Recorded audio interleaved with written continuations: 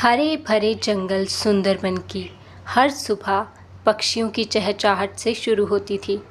लेकिन पिछले कुछ महीनों से जंगल में एक नई पहचान बन गई थी। जैसे ही सूरज निकलता, पूरे जंगल में गर्मा गर्म आलू कचौड़ी की खुशबू फैल जाती।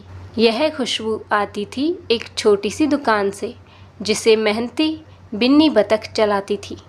दुकान बड़ी नहीं थी, बांस की दीवारें, पत्तों की छत और मिट्टी का चूल्हा, लेकिन स्वाद ऐसा कि दूर दूर से पक्षी उसी के पास नाश्ता करने आते थे। मोनू, ज़रा जल्दी करो, आलू की सब्ज़ी तैयार है, लेकिन धनिया और हरी मिर्च की चटनी अभी तक नहीं बनी। अगर ग्राहक आ गए तो उन्हें इंतज़ार करना पड़ेगा। आ रहा हूँ बिन्नी दीदी। आज रात इतनी तेज बारिश हुई थी कि सारी सूखी लकड़ियाँ भीग गई। बड़ी मुश्किल से आग जलाई है, लेकिन आप चिंता मत कीजिए, आज भी कोई ग्राहक बिना मुस्कुराए नहीं जाएगा। बस यही जज्बा बनाए रखना। दुकान सिर्फ कचौड़ी बेचने से नहीं चलती, अच्छे व्यवहार से चलती है। ग्राहक अगर मुस्कुरा कर जाएं, तभी समझो आज की मेहनत सफल हुई है। थोड़ी ही देर में दुकान के बाहर लंबी लाइन लग गई। अरे बिन्नी बहन, आज 4 कचौड़ी दे देना। कल घर ले गया था, बच्चों ने इतनी तारीफ की तुम्हारी कचौड़ियों की कि आज मुझे फिर से आना पड़ा। और मेरे लिए भी थोड़ी ज़्यादा सब्जी देना। तुम्हारी हींग वाली सब्जी का स्वाद पूरे जंगल में कहीं नहीं मिलता बिन्नी। अरे अरे ठीक है, सबको मिलेगा, लेकिन एक एक करके। मेरी दुकान से कोई भी खाली हाथ नहीं लौटेगा। बिन्नी बतख की दुकान के ठीक सामने वाली पुरानी दुकान से कालू कौआ यह सब देख रहा था। उसकी दुकान सालों पुरानी थी, लेकिन अब वह मुश्किल से 2-4 ग्राहक ही आते थे। देख रहे हो, कल तक इस बतख को कोई जानता भी नहीं था और आज पूरी भीड़ इसकी दुकान पर लगी हुई है। आखिर इसकी कचौड़ी में ऐसा क्या है? मालिक, लोग कहते हैं कि यह कभी मिलावट नहीं करती, हर चीज़ ताज़ी बनाती है, इसलिए सब इसी के पास आते हैं। कालू कौआ दांत पीसते हुए, ईमानदारी ईमानदारी, यही सुन सुनकर मेरे कान पक गए हैं। दुनिया में सिर्फ ईमानदारी से दुकान नहीं चलती, इसे नीचे गिराना ही पड़ेगा। फिर कालू कौआ बिन्नी की दुकान पर पहुंच गया। अरे बिन्नी, सुबह से शाम तक चूल्हे के सामने खड़ी रहती हो, इतनी मेहनत करके क्या मिलेगा? 2-4 सिक्के? मेरी मानो ये सब छोड़ो और कोई अच्छा सा काम ढूंढ लो। कालू भैया, मेहनत कभी बेकार नहीं जाती। मैं पैसे कमाने से पहले लोगों का भरोसा कमाना चाहती हूँ। जिस दिन लोग मेरे स्वाद पर भरोसा करना छोड़ देंगे, उस दिन मैं खुद दुकान बंद कर दूंगी। अरे बात तो तुम्हारी ठीक है, लेकिन भरोसा खाकर कोई अमीर नहीं बनता। कालू भैया, और बेईमानी का कमाया हुआ पैसा कभी चैन की नींद नहीं लेने देता। बिन्नी बतख की यह बात सुनकर वहाँ खड़े सभी पक्षी ताली बजाने लगते हैं। कालू गुस्से से पैर पटकता हुआ अपनी दुकान पर वापस चला गया, लेकिन उसके मन में जलन की आग और भी भड़क चुकी थी। उसने मन ही मन फैसला कर लिया कि वह बिन्नी बतख की दुकान बंद करवा कर रहेगा। अब देखता हूँ बिन्नी, मैं तुम्हारी इस दुकान को ज़्यादा दिनों तक नहीं रहने दूंगा। अगली सुबह भी बिन्नी की दुकान पर हमेशा की तरह भीड़ लगी हुई थी। गर्मा गर्म कचौड़ियों की खुशबू पूरे जंगल में फैल गई थी, लेकिन सामने खड़ा कालू कौवा हर ग्राहक को बिन्नी की दुकान पर जाते देख रहा था और अंदर ही अंदर जल रहा था। अरे बूरे, देखा तूने? मेरी दुकान पर तो मक्खियाँ भी नहीं आ रही और उधर लाइन ख़त्म होने का नाम ही नहीं ले रही। अगर मैंने जल्दी कुछ नहीं किया तो मेरा कारोबार पूरी तरह ख़त्म हो जाएगा। मालिक, लोग कहते हैं बिन्नी हर चीज़ ताज़ी बनाती है, साफ सफाई भी बहुत रखती है, इसी वजह से सब उसी के पास जाते हैं। अरे कोई भी बिल्कुल परफेक्ट नहीं होता, हर किसी की कोई ना कोई कमज़ोरी होती है। अब मैं ऐसी चाल चलूँगा कि पूरा जंगल इससे नफ़रत करने लगेगा। एक सुबह जब बिन्नी बतख ने अपनी दुकान खोली तो उसने देखा कि वहाँ पर एक गोलू नाम का कबूतर खड़ा था। उसकी आंखों में चिंता थी और चेहरा बिल्कुल उदास था। क्या मुझे यहाँ छोटा मोटा काम मिल सकता है? मैं कई दिनों से काम ढूंढ रहा हूँ।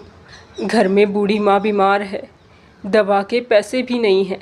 मैं मेहनत से बिल्कुल नहीं डरता। आप मुझे जो काम करने को बोलोगी मैं वही कर दूँगा। प्लीज़ मुझे यहाँ काम पर रख लें। अच्छा ठीक है, काम तो मिल जाएगा, लेकिन पहले एक बात बताओ, अगर किसी दिन तुम्हें पूरी दुकान साफ करनी पड़े, बर्तन धोने पड़े या ग्राहकों को पानी पिलाना पड़े, तो क्या तुम ये काम करोगे? मैंने आपसे कहा है कि मैं मेहनत से पीछे नहीं हटता। कोई भी काम छोटा या बड़ा नहीं होता।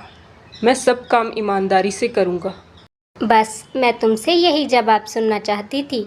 आज से तुम हमारे परिवार का हिस्सा हो। दिन बीतने लगे। अब तीनों मिलकर दुकान संभालते थे। ग्राहकों की भीड़ पहले से दोगुनी हो गई थी, लेकिन उसी रात आसमान में काले बादल छा गए। तेज़ हवाएं चलने लगी, बिजली चमकी और मूसलाधार बारिश शुरू हो गई। हवाएं इतनी तेज़ थी कि बिन्नी की पत्तों वाली छत उड़ गई। मिट्टी का चूल्हा टूट गया। आटा, लकड़ियाँ और मसाले सब भीग गई। सुबह जब बिन्नी दुकान पर पहुंची तो उसकी आंखें भर आई। हे भगवान, मेरी सारी मेहनत एक ही रात में ख़त्म हो गई। आज रविवार है और सबसे ज़्यादा ग्राहक आज ही आते हैं। अब मैं क्या करूं? दीदी, हिम्मत मत हारिए। दुकान टूटी है, हमारा हौसला नहीं। हम तीनों मिलकर फिर से सब ठीक करेंगे। हाँ बिन्नी दीदी, जब तक हम साथ हैं कोई मुश्किल बड़ी नहीं है। हम सारी मुश्किलों का हल ढूंढ लेंगे। वो तीनों ये बातें कर ही रहे थे कि तभी जंगल के कुछ पक्षी टूटी हुई दुकान देख लेते हैं। कुछ ही देर में वहाँ भीड़ जमा हो गई। अरे बिन्नी बेटा, उदास क्यों बैठी हो? ये लो मेरे घर की मजबूत तिरपाल, इससे अपनी छत ढक लो। अरे हाँ हाँ बिन्नी, मैं अपने घर से सूखी लकड़ियाँ लेकर आती हूँ, उससे तुम्हें कुछ मदद मिल जाएगी। मेरे पास थोड़ा सा आटा और मसाले हैं। आज का काम चल जाएगा तुम लोगों का। मैं वो ले आता हूँ। कुछ ही घंटों में पूरा जंगल काम में लग गया। कोई बांस बांध रहा था, कोई छत ठीक कर रहा था, कोई चूल्हा बना रहा था। बिन्नी बतख ये सब देखकर भावुक हो जाती है। मैंने तो सोचा था आज सब खत्म हो गया, लेकिन आज समझ आया कि जिसने लोगों का दिल जीता हो वह कभी अकेला नहीं होता। आप सबने जो प्यार दिया है उसका कर्ज मैं कभी नहीं चुका पाऊंगी। अरे पगली, अपने लोग कर्ज नहीं चुकाते, बस साथ निभाते हैं। अब जल्दी से कढ़ाई चढ़ाओ, हमें भी गर्मा गर्म कचौड़ी खानी है।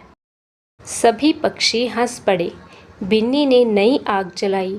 कुछ ही देर में फिर वही खुशबू पूरे जंगल में फैल गई। लेकिन दूर एक पेड़ पर बैठा कालू कौवा यह सब देख रहा था। अरे मैं इसकी दुकान तोड़ना चाहता था और पूरा जंगल इसकी ताकत बन गया। अब मुझे ऐसी चाल चलनी होगी कि कोई भी इसे बचा ना सके। समय बीतता गया। अब बिन्नी बतख की कचौड़ियों की चर्चा सिर्फ जंगल तक ही सीमित नहीं रही। आसपास के कई जंगलों से भी पक्षी सुबह सुबह उसी की दुकान पर आने लगे। एक रात दुकान बंद हो चुकी थी। गोलू दुकान के एक कोने में सो रहा था। उसी रात को उसे हल्की सी आहट सुनाई दी। उसने आंखें खोली, लेकिन बाहर अंधेरा था। उसे लगा शायद हवा होगी। वह फिर सो गया। उसी समय कालू कौवा चुपके से रसोई में घुसा। उसने कचौड़ी के मसालों का डिब्बा खोला और उसमें एक खराब और बदबूदार पाउडर मिला दिया। कल जैसे ही सब ये कचौड़ी खाएंगे पूरा जंगल बीमार पड़ जाएगा। फिर देखता हूँ कौन बचाता है इस बिन्नी को। अगली सुबह बिन्नी दुकान खोलने लगी। जैसे ही उसने मसाले का डिब्बा उठाया तभी गोलू कबूतर बोला। एक मिनट बिन्नी दीदी। क्या हुआ गोलू, तुमने मुझे रोक क्यों दिया? बिन्नी दीदी, रात मुझे किसी के चलने की आवाज़ सुनाई दी थी और देखिए, इस डिब्बे का ढक्कन ठीक से बंद भी नहीं है। मुझे कुछ गड़बड़ लग रही है। आपको एक बार देखना चाहिए। बिन्नी बतख ने तुरंत डिब्बा खोला। उसने मसाले को सूंघा और उसका चेहरा गंभीर हो गया। तुम सही कह रहे थे गोलू, यह मसाला हमारा नहीं है, इसमें किसी ने छेड़छाड़ की है। अरे शुक्र है भगवान का कि हमने पहले ही ध्यान से देख लिया, वरना आज पता नहीं क्या हो जाता। हाँ गोलू, आज पूरे जंगल के साथ बहुत बड़ा हादसा होने से बच गया। आज हमारी दुकान भले ही देर से खुलेगी, लेकिन किसी की सेहत से खिलवाड़ नहीं होगा। हम नया मसाला बनाएंगे, फिर ही कचौड़ी बेचेंगे। पास के पेड़ पर बैठा कालू कौआ इंतज़ार कर रहा था कि कब दुकान पर हंगामा होगा, लेकिन उसे बिल्कुल अंदाज़ा नहीं था कि उसकी सबसे बड़ी चाल भी नाकाम हो चुकी है। सुबह से ही कालू कौआ अपनी दुकान के सामने बैठा था। उसके चेहरे पर एक अजीब सी मुस्कान थी। उसे पूरा यकीन था कि कुछ ही देर में बिन्नी की दुकान पर हंगामा होगा। लेकिन 1 घंटा बीत गया, फिर 2 घंटे, ना कोई शोर, ना कोई झगड़ा। उल्टा बिन्नी की दुकान पर तो पहले से भी ज़्यादा भीड़ लगी हुई थी। अरे ये कैसे हो सकता है? मसाले में मिलावट तो कर दी थी, फिर कोई बीमार क्यों नहीं पड़ा? अरे बिन्नी, आज दुकान इतनी देर से क्यों खोली? सब ठीक तो है ना? हाँ कालू भैया, रात किसी ने हमारे मसालों से छेड़छाड़ करने की कोशिश की थी, लेकिन भगवान की कृपा और गोलू की समझदारी से समय रहते सब पता चल गया। हमने पूरा मसाला फेंक दिया और नया मसाला तैयार किया है।